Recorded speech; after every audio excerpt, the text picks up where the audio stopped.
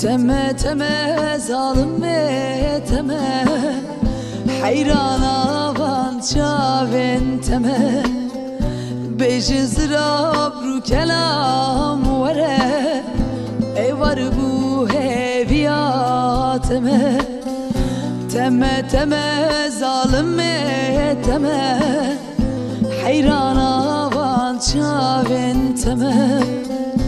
Beji zırab ru kelam vere Evar bu heviyateme Vere vere ru kelam vere Vere vere çavkena vere Meteldi bildil çilmesi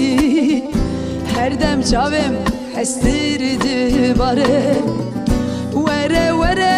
ru kelam vere Vere vere çavkena vere Beteldi bildil çilmesi Her dem çavim huyndi bare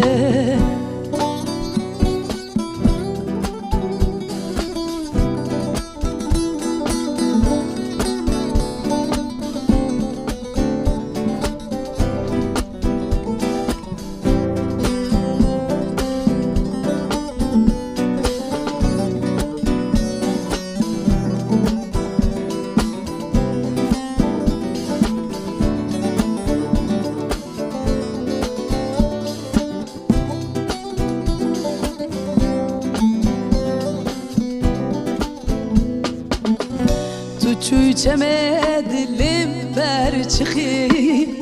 Dil çilmesi dili pe avdiki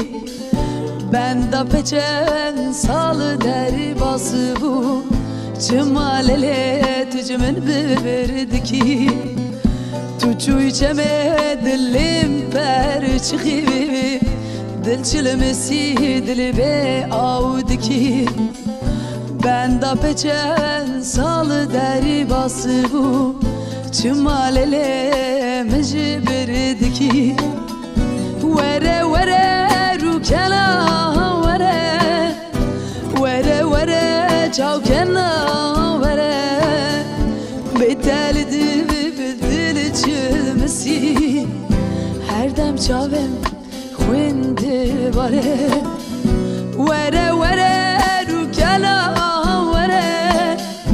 Vere vere çavkena vere